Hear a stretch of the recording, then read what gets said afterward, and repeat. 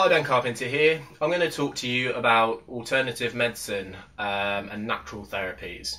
Now, this video is going to be quite an emotional video for me. It's something that riles me up quite a lot, so it's possible that I'll swear. If you don't want to hear profanity, just switch the video off now. So, as we all know, there's loads of bullshit on the internet.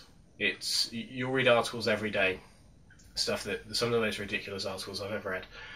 Last night I read an article that pissed me off more than almost any other article that I've ever read. You could say that my jimmies were thoroughly fucking rustled when I read this.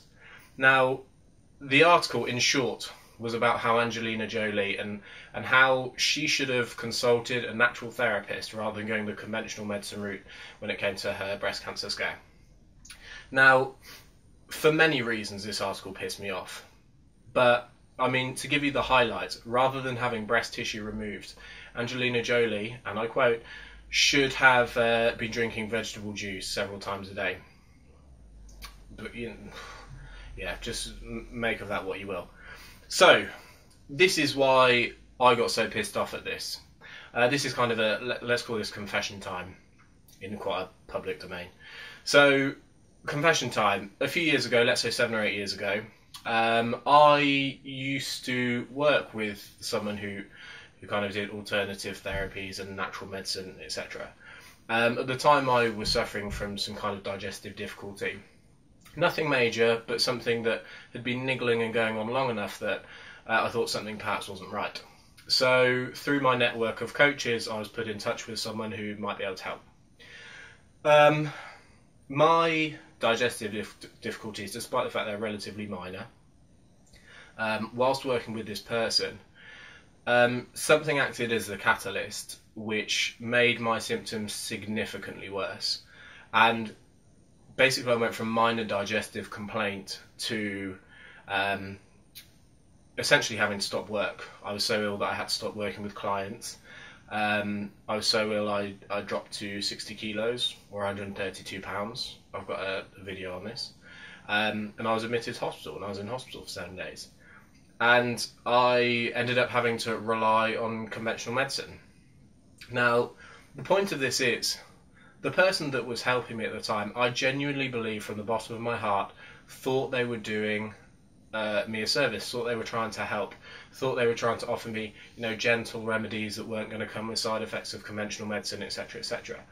But the point was, number one, they did come with side effects. I ended up in hospital, and when I first started working with this person, I actually wasn't that ill at all in comparison. Number two, conventional medicine can come with a lot of side effects, but it was conventional medicine that essentially put me on the road back to health. Number three, when things actually got really bad, this person was stuck, because when it got to the point where I was losing weight very drastically, really, really, really ill, they had no suggestions left. Their sole suggestion was perhaps I should try taking higher doses of probiotics, which made no difference at all. Now the point is, people often feel that they're helping. They read some natural cancer cure article on Natural News or something like that and share it with people thinking that they're doing someone a service. You aren't doing someone a service. Generally speaking, most people aren't doing someone a service because they're sharing things that they've got no clue what they mean. So, for example, someone's talking to me about cancer remedies, and they say, "Have you what about intravenous vitamin C or cannabis oil or whatever?" Because they've read some article. Now, as a really easy kind of question, I would ask if they knew the difference between in vivo or in vitro research, and they didn't. They've got absolutely no scientific knowledge at all, but they're there telling someone that there is a natural cure for cancer and people shouldn't be having chemotherapy or radiotherapy. Now, here are my cliff notes of the video.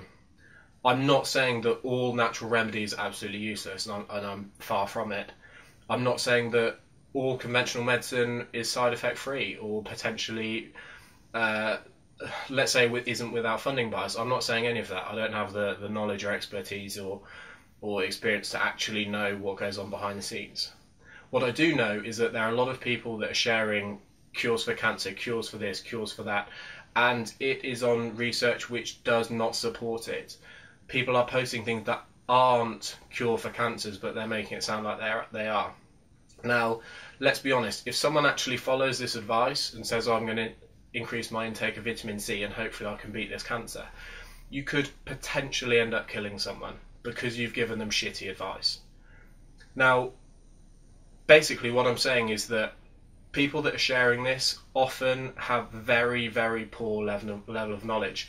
If you actually put them face to face with a medical doctor and had a debate about it, their debate would crumble so fast.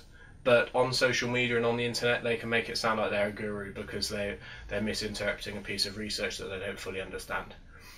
So my absolute cliff notes of the video are, if you aren't qualified in something, don't fucking talk like you're a guru on the topic, because you can cause real harm to people, real harm. I ended up in hospital because of stuff like this.